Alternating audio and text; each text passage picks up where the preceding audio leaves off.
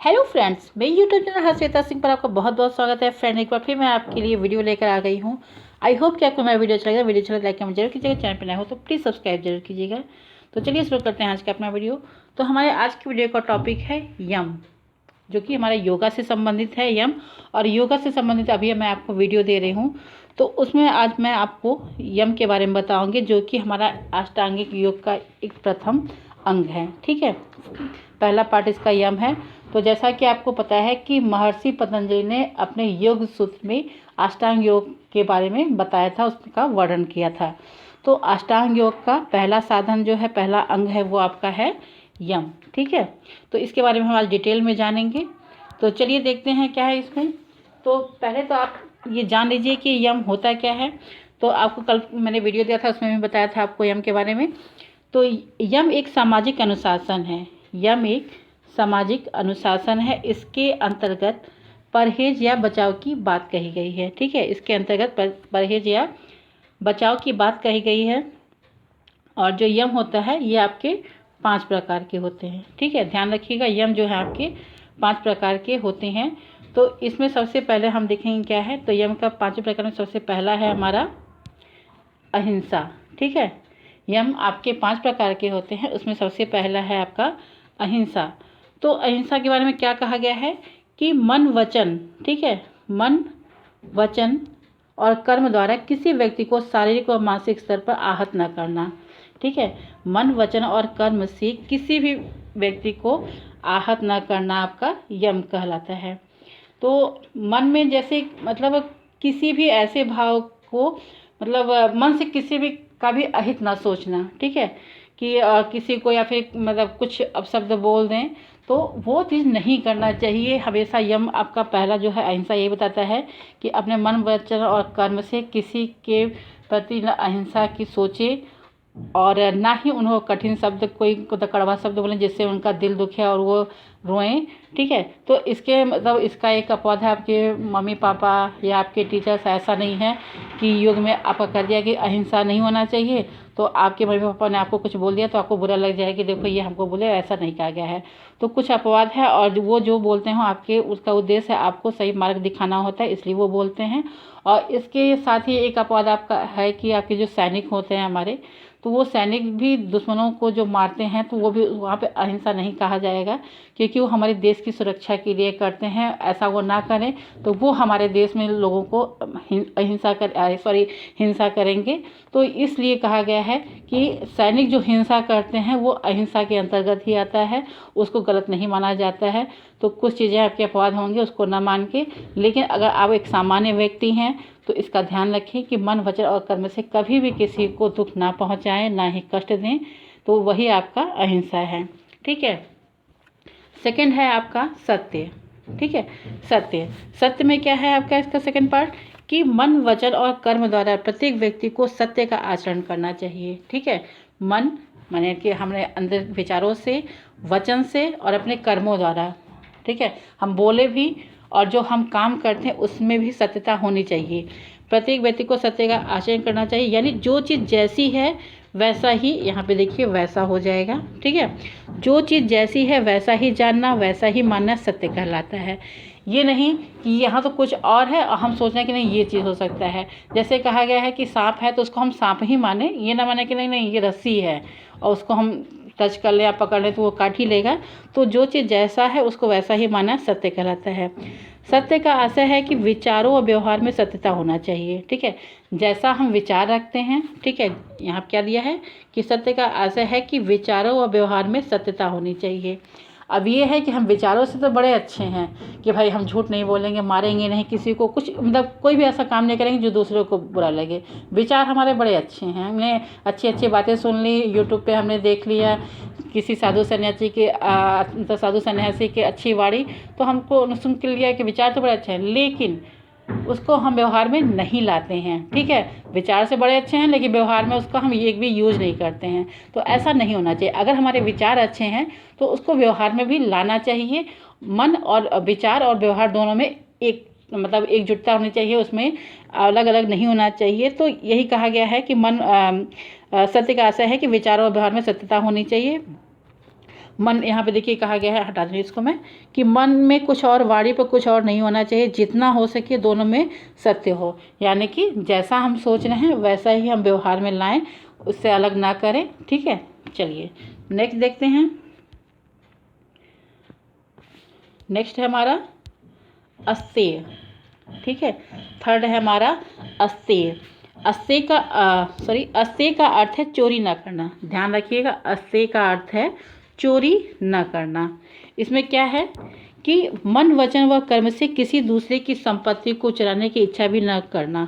ठीक है, मन, वचन और कर्म से किसी दूसरे की संपत्ति को चुराने की, ठीक है, ध्यान रखिएगा, यहाँ पे चुराने की इच्छा न करना आपका अस्तेय है। ठीक है, अस्तेय का अर्थ है आपका चोरी ना करना, और मन से, वचन से और कर्म से किसी की संपत्ति नहीं चुरानी चाहिए। संपत्ति में आपका बहुत कुछ हो सकता है, आप खुद समझदार हो, अगर बड़े हो तो समझते हो कि संपत्ति आपकी धन भी होती है, ज़मीन जायदाद भी होती है, किसी की बेटी, किसी की पत्नी भी एक दूसरे की वो संपत्ति ही होती है, उस पर भी गलत निगाह नहीं डालनी चाहिए। तो यहाँ उसकी बात कही गई है, यानी कि जो मिला है आपको उसमें खुश रहना चाहिए। दूसरों की बारे में उनकी, जैसे मतलब उनके पास ज़्यादा है, मेरे पास कम है, ऐसा मतलब होना चाहिए, लेकिन एक्सेस नहीं होना चाहिए कि हम उसी में दुखी रहें। ठीक है, तो अस्तेय का अर्थ है कि चोरी ना करना। आपसे आपके एग्जाम में सिंपल एक लाइन में पूछ सकता है कि सत्य क्या है, वचन आपका अस्तेय क्या है, अपरिग्रह क्या है। तो ध्यान रखिएगा कि ये आपका अस्तेय का अर्थ है चोरी ना करना। तो अगर आप मेरे YouTube चैनल पे अभी तक बने हो तो प्लीज़ चैनल को सब्सक्राइब करो, और वीडियो अच्छा लग रहा हो तो लाइक कमेंट ज़रूर करो, और इसको अपने दोस्तों में ज़्यादा से ज़्यादा शेयर करो, क्योंकि मैं बीच में ब्रेक कर देती हूँ तो मेरे चैनल के व्यूज़ जो है बिल्कुल सही नहीं आते हैं, तो जिससे बड़ा दुख होता है। तो अभी मैं कोशिश करूँगी कंटिन्यू रहूँ, थोड़ा सा कुछ प्रॉब्लम हो जाती है तो इसकी वजह से बीच में रुक जाता है। और मेन बात होती है कि व्यूज़ जब कम आते हैं तो फिर इच्छा नहीं होती है, मोटिवेशन नहीं मिलता है। तो प्लीज़ इसको ज़्यादा से ज़्यादा लोगों में शेयर करो, और वीडियो तो हमें लगता है जहाँ तक कि अब अच्छी बनेगी ही, और आप लोग इसको देखो। ओके, तो प्लीज़ एक लाइक कमेंट ज़रूर करना। चलिए नेक्स्ट देखते हैं। नेक्स्ट है हमारा ब्रह्मचर्य। नेक्स्ट है हमारा ब्रह्मचर्य, चौथा पॉइंट ब्रह्मचर्य। ब्रह्मचर्य क्या है कि यौन संबंधों पर नियंत्रण। ब्रह्मचर्य का अर्थ होता है आपका यौन संबंधों पर नियंत्रण। अगर सिंपल एक लाइन में पूछा जाए कि ब्रह्मचर्य का क्या अर्थ है, तो आपका यौन संबंधों पर नियंत्रण। तो ये सिर्फ इतना है, लेकिन इसके अलावा ये नहीं कि सिर्फ आपका यही है। इसका मतलब है कि ब्रह्मचर्य आपका जो है वो दो शब्दों से मिलकर बना है।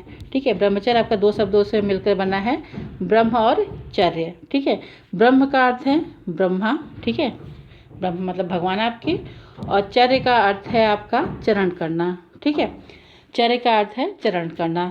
तो इस प्रकार आपका हो जाता है इसका अर्थ कि ब्रह्म में चरण करना, अर्थात ज्ञान प्राप्ति के लिए जीवन बिताना। ठीक है, ब्रह्मचर्य का अर्थ है कि हम जो ब्रह्मचर्य की जो हमारी अवस्था होती है, हमें अपने आप को पूरे भगवान में, उनको उसमें लीन करना चाहिए, और हमें उसमें ज्ञान की प्राप्ति करनी चाहिए। ठीक है, तो आपका एक मिनट, ठीक है, तो ये हो जाएगा आपका कि ब्रह्म में चरण करना, या अर्थात ज्ञान प्राप्ति के लिए जीवन बिताना।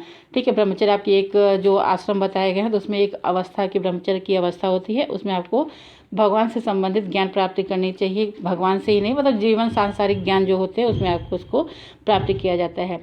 ब्रह्मचर्य का अर्थ है सात्विक जीवन बिताना। ठीक है, सिंपल से वर्ड में है कि ब्रह्मचर्य का अर्थ है आपका सात्विक जीवन बिताना। ठीक है, मेन तो आप उसको रखोगे कि यौन संबंधों पर नियंत्रण, लेकिन एक सात्विक जीवन बिताना। ब्रह्मचर्य के बाद आपका आता है जब वैवाहिक आश्रम, तो उसमें भी आपका आप उसकी भी एक आपकी जो व्यक्ति होता है उसकी भी एक एज होती है विवाह का, तो उसके द्वारा ही उसी में उसका वहन करना चाहिए, ऐसे नहीं होना चाहिए। तो इसीलिए कहा गया है इसमें कि आपका ब्रह्मचर्य में सात्विक जीवन को बिताना चाहिए। ब्रह्मचर्य का पालन करने वाला मन, वचन और कर्म से शक्तिशाली बनता है। ठीक है, ब्रह्मचर्य का पालन करने वाला मन, वचन और कर्म से शक्तिशाली बनता है। ठीक है, तो ये हो गया आपका ब्रह्मचर्य। अब नेक्स्ट है और आपका लास्ट है अपरिग्रह। ठीक है, लास्ट है आपका अपरिग्रह। ठीक है, एक सेकेंड, ये है आपका अपरिग्रह। 5वां अपने ग्रह क्या है, मन वचन और कर्म से अनावश्यक वस्तुओं का व विचारों का त्याग करना। मन वचन और कर्म से अनावश्यक वस्तुओं व विचारों का त्याग करना। ठीक, अर्थात इंद्रियों को प्रसन्न रखने वाले साधनों का त्याग करना। क्या इसमें कह रहा है कि जो साधन, ठीक है, जो अनावश्यक वस्तु होती है, जो विचार होते हैं, जो साधन होते हैं, जो हमारे इंद्रियों को मतलब विचलित करते हैं या भ्रमित करते हैं, उनका त्याग करना। इंद्रिय क्या है हमारी, आँख, कान, नाक, त्वचा, जीभ, ठीक है। तो इनके द्वारा ही हम जो मतलब सुख साधन, इन्हीं के द्वारा हमें पता चलता है कि एसी चाहिए, टेस्टी खाना चाहिए, सर्दी गर्मी लगता है उसका एहसास होता है। तो ऐसे अनावश्यक वस्तुओं का हमें त्याग करना चाहिए। व्यक्ति को जिन चीज़ों की आवश्यकता अधिक हो उन्हीं साधनों का प्रयोग करना चाहिए। ठीक है, जैसे कि हमें एसी की मतलब हमें गर्मी लग रही है, तो ऐसा ना हो कि हम एसी खरीदें। हम पंखे से भी काम चला सकते हैं, कूलर से भी चला सकते हैं। अपने आप को थोड़ा सा कष्ट देना इंसान को आना चाहिए। तो ये क्या कहा गया है कि व्यक्ति को जिन चीज़ों की आवश्यकता अधिक हो उन्हीं साधनों का प्रयोग करना चाहिए। ठीक है, इन साधनों के क्षणिक सुख की प्राप्ति के लिए व्यक्ति बड़ी हिंसा कर देता है। क्या है कि हमारे पास अगर पैसा नहीं है, लेकिन हमारे बगल वाले के पास एसी है और हमें भी एसी, हमारे बच्चे हैं वो एसी की जिद कर रहे हैं, तो हमारे पास पैसा नहीं है, तो हम चाहेंगे कि हमारे पास पैसा उतना है कि हम एसी खरीद सकें। कभी कभी क्या होता है कि ज़्यादा के लिए हमें गलत काम पे भी जा सकते हैं। जैसे लोग आजकल मतलब टेबल के नीचे से घूस लेते हैं कि हम ये काम कर देंगे, हमको इसका रियल मतलब कोई चीज़ इतना है, लेकिन उससे हम घूस लेके या रिश्वत लेके मतलब पैसा चाहते हैं कि हमारे बच्चे या हमको ज़्यादा सुख मिले, तो वो गलत काम भी कर जाते हैं। तो कभी कभी अभी कुछ यूट्यूब पे दिखाया जा रहा था कि मतलब कोई महिला कांस्टेबल थी या कुछ भी थी, जो भी थी, तो उन्होंने रिश्वत लेते हुए पकड़ा गया था। तो ऐसा नहीं करना चाहिए, जिससे उसमें उनकी नौकरी भी चली गई है। तो ठीक है, तो इस चीज़ का ध्यान रखना चाहिए।